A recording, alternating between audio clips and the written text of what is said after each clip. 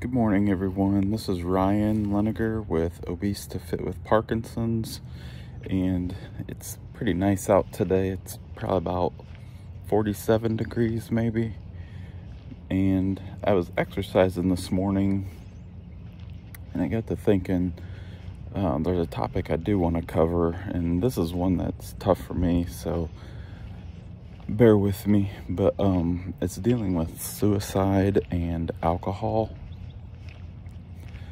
And I don't have notes with me. Usually I have some notes that I can kind of go down and try to stay on track, but this one is like I said before about suicide and alcohol.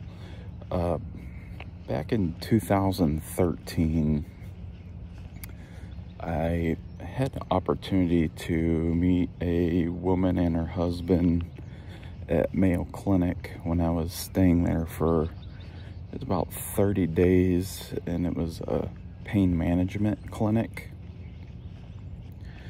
And I had an opportunity to get to know them. I've stayed in contact with them through the years, but they had a son named Ryan, and had told me that he had committed suicide. I don't know the reason 100% why, but the reason I'm talking about is because the husband was recently diagnosed with Parkinson's, and it's definitely a tough diagnosis. Hey, dog.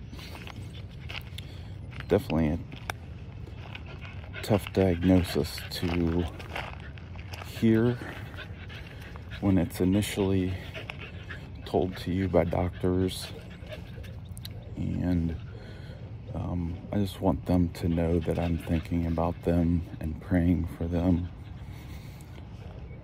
Also, coming up on the 10-year anniversary of one of my cousins who died from alcoholism,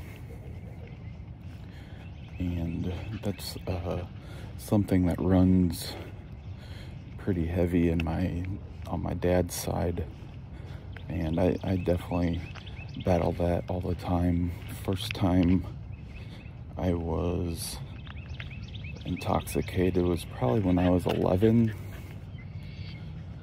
and then I remember 13, and then 15, I didn't really stop for years after that. Being on so much medication, it's not as prevalent in my life anymore. But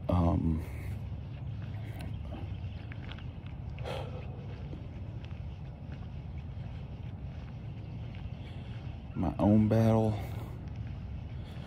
with the suicide back in 2019, I was on a lot of medication. I'm not going to use that as an excuse, but I overdosed on some of my medications and was in a facility, and I had to stay there for about 30 days. So the doctors didn't want me to harm myself or anyone else at the time. It was a selfish mistake that I made, and the effects of it are lingering because it's nothing that I can change. It happened in the past, but it's something I was able to build on. I was spared through God's grace and mercy. And while I was at this facility, my daughter was in Girl Scouts, and I missed a father-daughter dance, and that's something I have to live with the rest of my life. I just want people to be, if they're thinking about doing something to themselves, it causes a lot of pain and suffering with loved ones, and it's a decision, if someone is thinking about doing it, I know is not taken lightly. So anyway, I'm just walking and talking, thinking about my friends, that their son's name was Ryan, my name's Ryan. We had an instant bond back at Mayo Clinic, and I just love them. They're good people, and with his recent diagnosis, I just pray for doctors are knowledgeable in what they're doing in this treatment plan.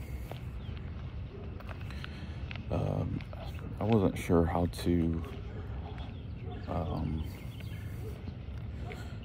put this together, and I probably didn't do it very well, but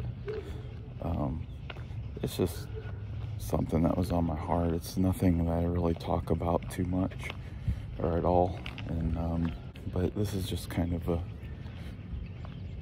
a version that I thought I'd do just while I'm walking and talking. So, but anyway, this is Ryan Lineker with Obese to Fit with Parkinson's. I'm going to be going over some of my medical diagnosis with in detail. Probably it won't be a long video, probably about 7 to 10 minutes, but anyway, just so you guys can see or get an understanding. I know a lot of people are diagnosed with a lot of different illnesses, so I was just going to share mine. This is definitely an interactive channel, so if you guys have anything you want to share, or you guys can email me at obesetofitwithparkinsons@gmail.com. So anyway, I'll talk to you later. Bye.